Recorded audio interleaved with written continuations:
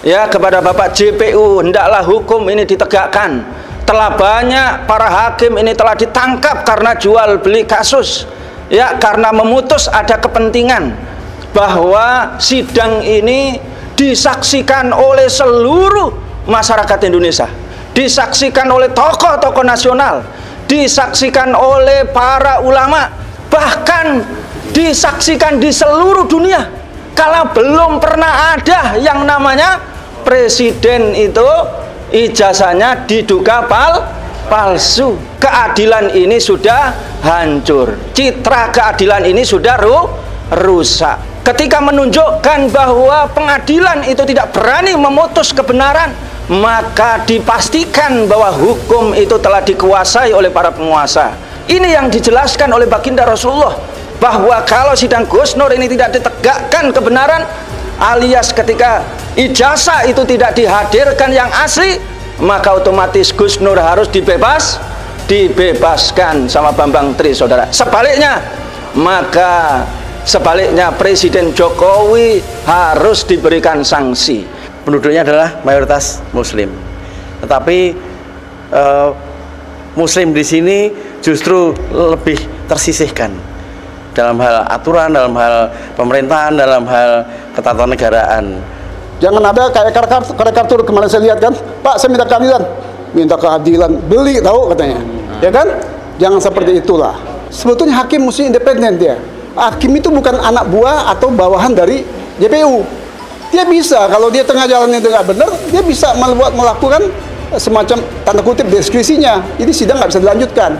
Tapi kalau untuk membuktikan apakah ijazah Jokowi asli atau tidak, ya nggak bisa dengan teman-temannya, guru-gurunya, sekolah-sekolahnya, bahkan kampus-kampusnya, bahkan seluruh yang hadir di sini nggak bisa membuktikan ijazah Jokowi asli. Dari mana Anda bisa membuktikan? Oh, melihat saja tidak pernah. Dan hakim tidak boleh mengambil keyakinan kalau hakim tidak melihat ijazah Jokowi yang asli. Kalau sampai hakim memvonis bersalah padahal tidak pernah melihat ijazah asli Jokowi, berarti hakim telah berhalusinasi. Hakim tidak memutus sesuai dengan KUHP.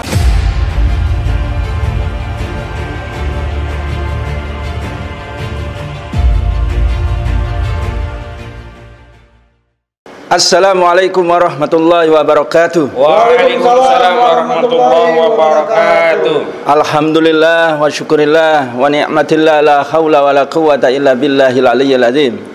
Ya, alhamdulillah pada hari ini kami bersama dengan aktivis dan juga para tokoh, insya Allah para ulama juga banyak yang konfirmasi untuk hadir, dan juga tidak asing lagi juga bersama dengan Bung Ahmad Khozinuddin, ya, kuasa hukum dari Gus Nur dan Bambang Tri. Ya, Pak Ridho ini.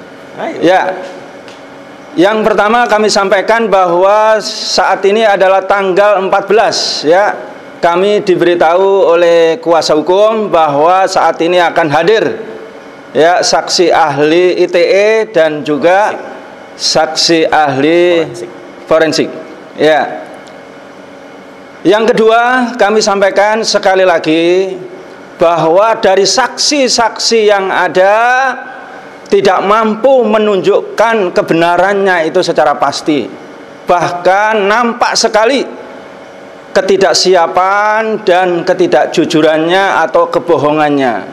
Mulai dari KTP yang dia ini beragama Kristen, ya, dan juga kemudian setelah ya disumpah BAP agama Islam, tapi setelah di dalam sidang kemudian Kristen. Luar biasa.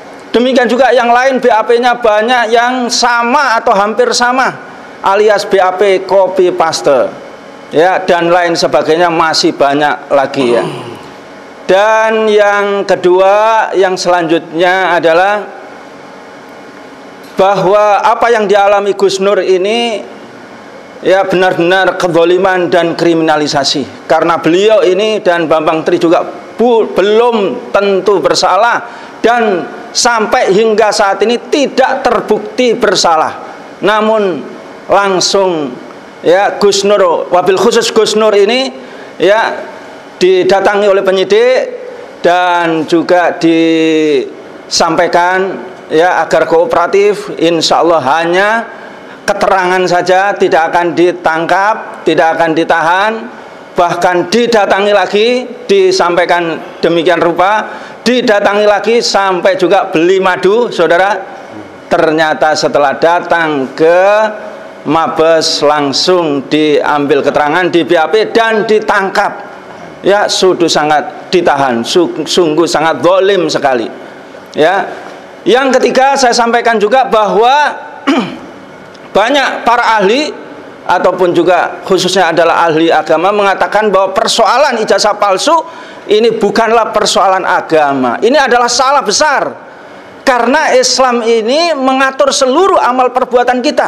Mulai dari bangun tidur sampai tidur lagi, masuk WC pun itu ada hukumnya. Sampai meminjam sendal tanpa izin ada hukum. Ya, ada hukumnya, yakni hukum ghasab. Nah, ini ijazah yang diduga palsu masuk di dalam hukum atau perbuatan bohong atau benar.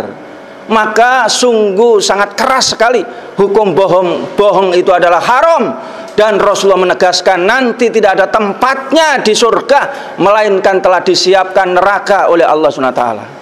Ya, yang terakhir saya sampaikan sangat penting sekali ya kepada Bapak Hakim, ya kepada Bapak JPU, hendaklah hukum ini ditegakkan. Telah banyak para hakim ini telah ditangkap karena jual beli kasus, ya karena memutus ada kepentingan.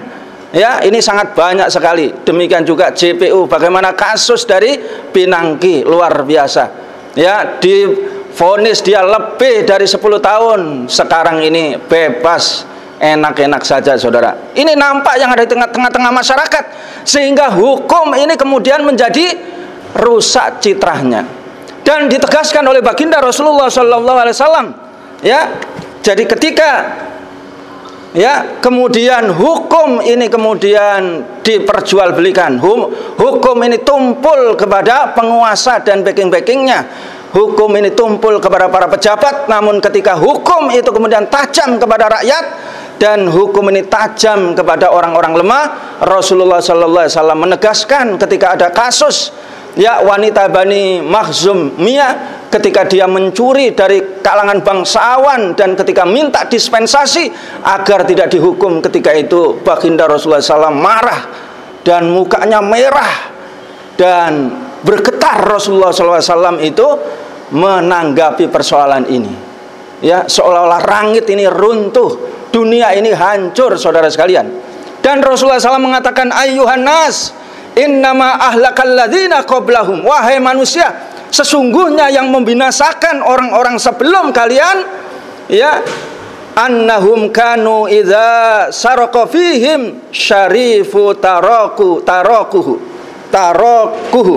ya adalah jika ada orang yang mulia memiliki kedudukan di antara mereka yang mencuri, maka mereka dibiarkan alias tidak dihukum.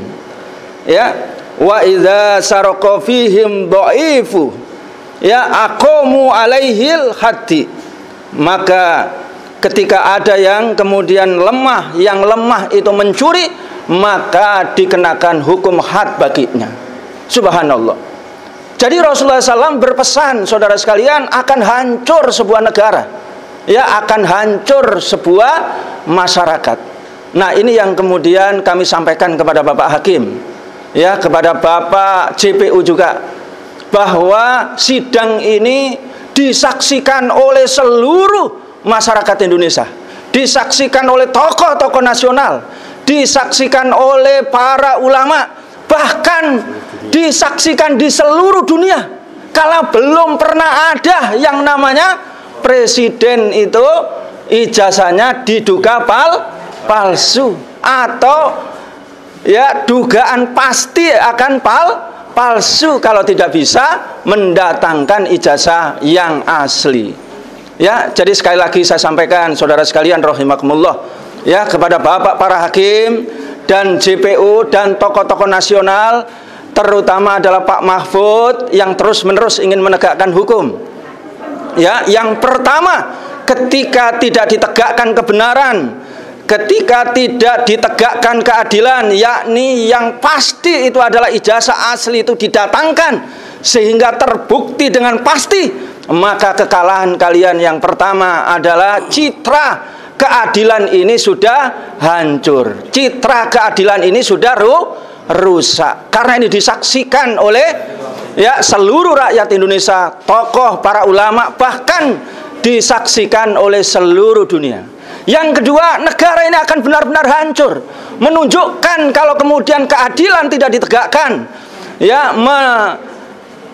ketika menunjukkan bahwa pengadilan itu tidak berani memutus kebenaran, maka dipastikan bahwa hukum itu telah dikuasai oleh para penguasa, hukum itu dikuasai oleh orang kuat, hukum itu dikuasai oleh oligarki. Dan kalau seperti itu terjadi, Allah sudah menunjukkan kepada kita bagaimana kasus Sambo itu luar biasa. Tidak hanya Sambo, ternyata kemudian meledak di situ ada kasus 303, coba, judi besar ini yang dibackingi oleh oknum-oknum polisi. Belum lagi kalau kita Jiwasraya, Asabri, belum lagi Harun Masiku, ulama gampang ditangkap, habaib gampang ditangkap, aktivis gampang ditangkap, dugaan teroris langsung ditembak. Subhanallah, masa Harun Masiku tidak bisa? Dan ini akan ada kerusakan yang jauh lebih besar lagi, seperti misalnya akan terjadi korupsi. Bagaimana KPK kereta cepat, KPK tidak segera melakukan audit. Bagaimana juga nanti ini adalah IKN, saudara sekalian. Dan masih banyak bandara-bandara, jalan tol yang mengalami kerugian. Demikian juga yang terakhir Freeport, saudara sekalian, melakukan pelanggaran besar-besaran. Limbahnya sekarang ini merusak air, merusak hutan, dan merusak bako, sehingga masyarakat yang ada di sana sekarang ini mengalami kesulitan untuk mencari pangan bako. Dan ini negara tidak mampu mengatasi. Presiden tidak berani memberikan sanksi yang besar kepada PT Freeport ini, saudara. Ini yang dijelaskan oleh baginda Rasulullah, bahwa kalau sidang Gus Nur ini tidak ditegakkan kebenaran, alias ketika ijazah itu tidak dihadirkan yang asli, maka otomatis Gus Nur harus dibebaskan sama Bambang Tri, saudara. Sebaliknya Presiden Jokowi harus diberikan sanksi, atau dia kesatria mundur menjadi presiden, saudara sekalian. Setuju tidak? Setuju tidak presiden mundur, saudara? Setuju. Presiden mundur kalau tidak bisa menghadirkan ijazah aslinya, mundur, saudara. Setuju tidak? Setuju. Takbir. Takbir. Takbir. Ya, demikian saudara sekalian pesan dari kami, mudah-mudahan bermanfaat untuk para ulama, para habaib, dan seluruh rakyat Indonesia. Mari kita kawal sidang Gus Nur ini, dan kami sampaikan kepada para aparat, jangan bertindak diulangi lagi, bertindak kekerasan, bertindak zalim. Sudah cukuplah kasus KM50, dan sudah cukuplah kasus Sambo yang dialami oleh masyarakat. Dari kami, assalamualaikum warahmatullahi wabarakatuh. Warahmatullahi wabarakatuh. Alhamdulillah, assalamualaikum warahmatullahi wabarakatuh. Waalaikumsalam. Terima kasih Ustadz dan seluruh habaib yang kami hormati, teman-teman seluruh lawyer dalam hal ini, lawyernya Gus Dur dan Bambang Tri. Terima kasih. Ada sedikit yang perlu kami sampaikan di sini, bahwa sebetulnya kita sebagai masyarakat Indonesia, terutama negara yang kebanyakan penduduknya adalah mayoritas Muslim, tetapi Muslim di sini justru lebih tersisihkan dalam hal aturan, dalam hal pemerintahan, dalam hal ketatanegaraan. Sementara pemimpin juga banyak yang Islam. Bahkan dalam perjalanan dalam 2 tahun terakhir ini, 3 tahun terakhir ini, kezaliman rezim ini banyak sekali yang diselentrik oleh Allah Subhanahu wa taala. Dulu waktu zaman Aceh, tsunami Aceh, kemudian kemarin ada di Jawa Barat. Ini sebenarnya selentikan atau peringatan Allah tentang kezaliman rezim, tapi ini tidak disadari. Kenapa ini terjadi?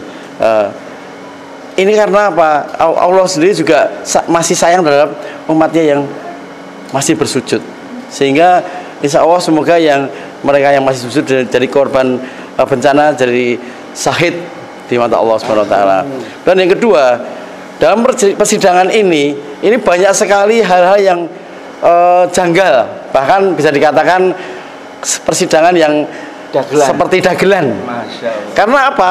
Seperti saksi-saksi yang telah dihadirkan ini ternyata dia sendiri ada yang tidak yakin dengan kesaksiannya. Ada yang menipu.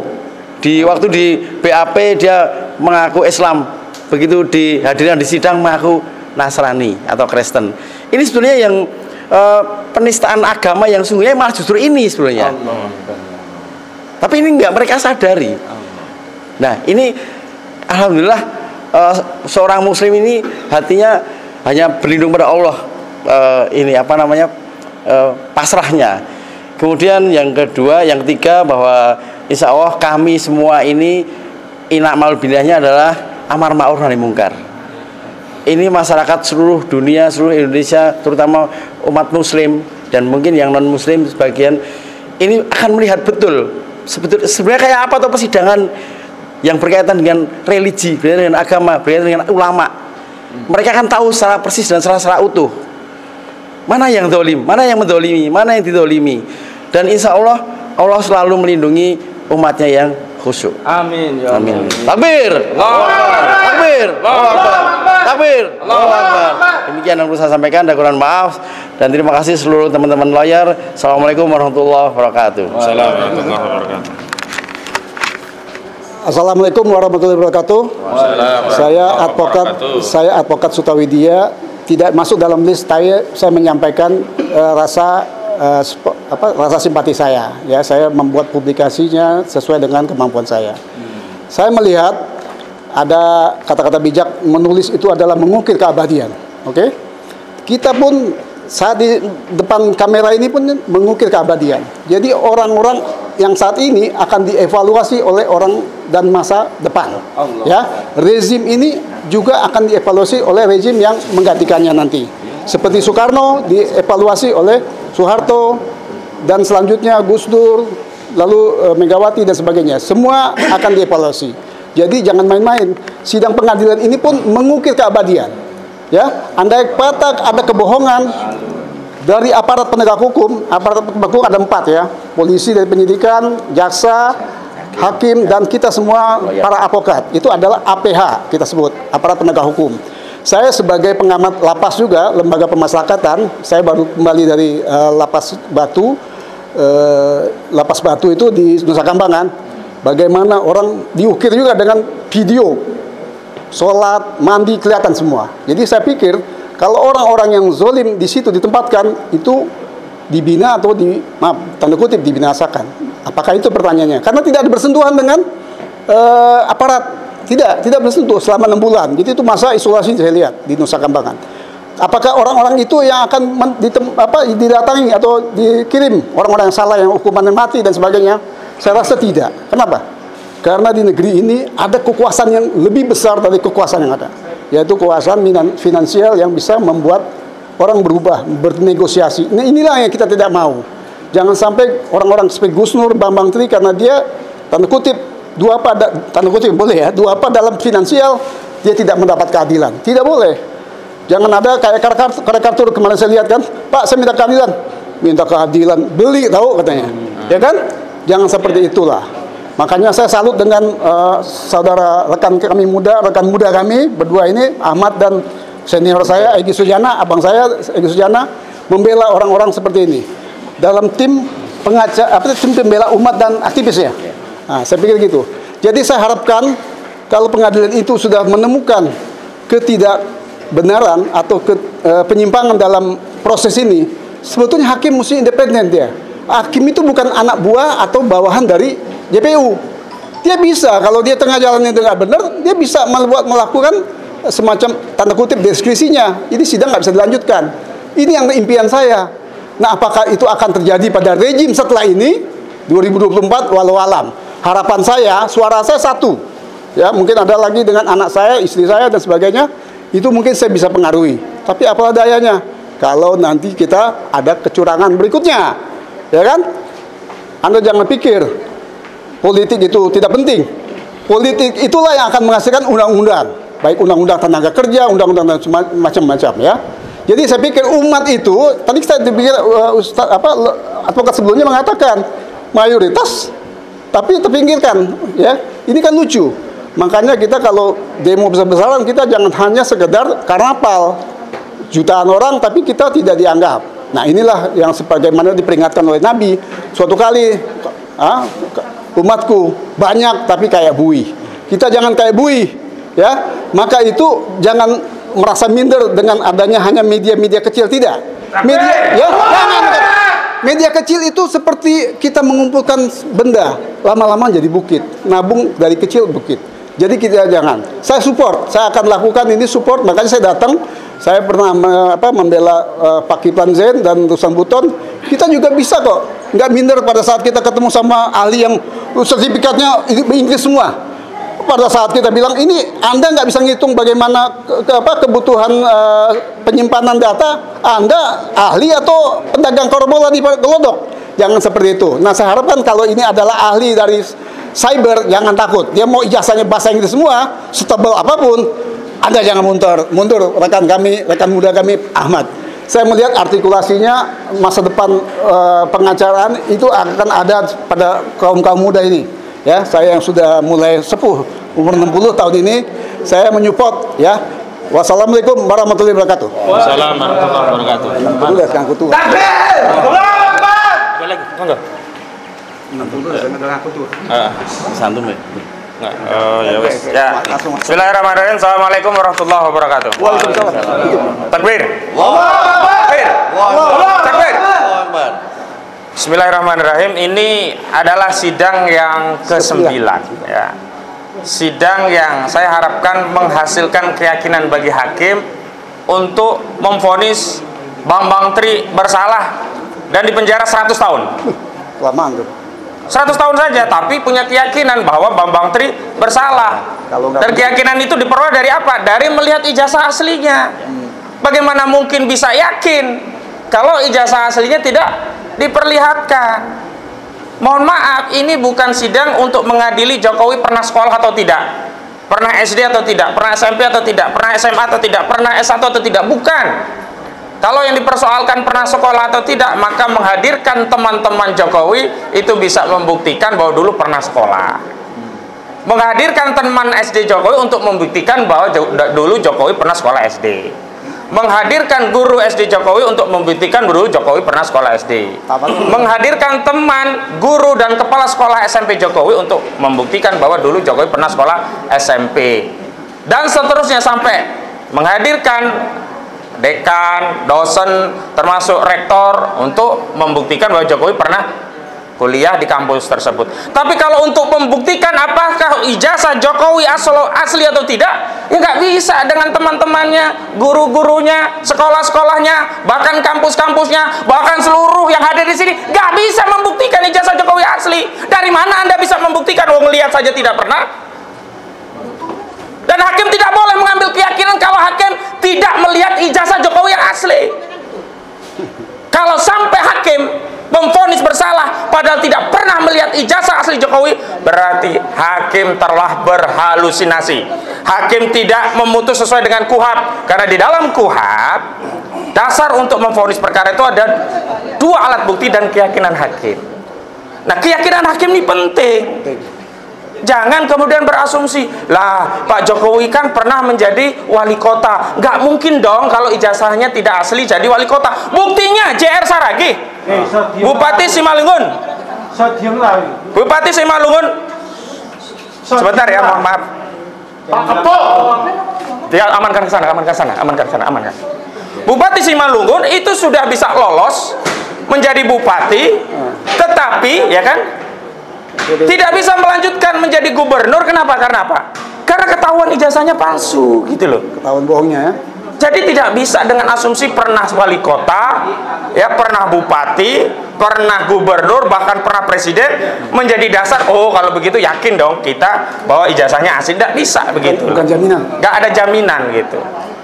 Yang kedua, mohon maaf, ini kepentingannya bukan untuk kepentingan Bambang Trimulyono dan Gus Dur. Ini adalah kepentingan untuk seluruh rakyat Indonesia. Karena kita semua punya kepentingan tidak ingin dipimpin oleh pemimpin yang ijazahnya palsu. Saya tanya, apakah kita mau ridho dipimpin oleh pemimpin yang ijazahnya palsu? Tidak. Apakah kita mau ridho ikhlas kalau pemimpin kita itu berijazah palsu? Tidak. Karena itu kita ingin buktikan di dalam persidangan ini. Kita ingin ada keyakinan bagi kita, lega, ridho, ikhlas, bahkan bahagia punya presiden yang ijazahnya asli. Begitu loh. Ini meminjam istilahnya Pak Amin Rais. Kan? Asli, kata Pak Amin itu sederhana. Kalau mau membuktikan ijazah presiden asli, Pak Presiden, ini tutorial untuk membuktikan ijazahnya asli atau tidak. Ini ijazah saya SD, ini ijazah saya SMP, ini ijazah saya SMA, ini ijazah saya S1 UGM asli. Nah, Pak Jokowi tinggal bawa ijazah itu yang asli ke pengadilan. Selesai perkara. Vonis Bambang Tri 100 tahun, nggak apa-apa, nggak ada masalah saya. Mau mati di penjara 100 tahun nggak ada masalah, tapi dengan keyakinan, jangan dengan asumsi. Nah, yang ketiga, nah ahli ini saya mau tahu apakah bisa. Makanya kemarin Bambang Tri meminta Mahmud Nurwindo untuk dihadirkan dalam persidangan ini. Mahmud Nurwindo kalau lihat video ini datang ke persidangan. Anda sudah mangkir kembali dipanggil jaksa tidak hadir. Anda sudah di BAP ya, dan Anda harus hadir di persidangan untuk membuktikan keterangan Anda itu tidak bohong. Jangan-jangan Anda juga bohong seperti saksi lainnya. Karena ada saksi yang bohong, mengaku agama Islam, kemudian ngaku Kristen, dan kemudian disumpah dengan atau diambil janji dengan Kristen. Itu penistaan agama. Agama kok buat main-main, apalagi untuk keterangan di persidangan. Giliran Gus Dur meyakini mubahalah, dituduh menistakan agama gitu loh. Nah, yang kedua juga ahli ya. Cuman ahlinya itu bukan ahli apa-apa. Dia ahli ITE. Ya, ahli ITE itu ya dia hanya melihat, oh apakah nanti bisa di like, bisa share, ada komen, apakah ini bisa dilihat oleh seluruh rakyat, apakah ini di-upload, re-upload, dia kayak gitu-gitu. Dia juga tidak bisa membuktikan apakah ijazah Jokowi asli atau tidak. Bukan ahli. Karena dia tidak terkait keahlian untuk meneliti apakah satu dokumen itu asli atau tidak. Maka bukan mendahului persidangan ya. Belum diproses pun saya bisa meyakinkan. Pertama, saksi atau ahli itu tidak pernah melihat ijazah Jokowi. Catat kata-kata saya. Nanti saya akan tanya dalam persidangan. Melihat atau tidak, ya kan? Yang kedua, saksi maupun ahli tidak bisa memverifikasi apakah ijazah Jokowi asli atau tidak, walaupun labelnya ahli atau apapun.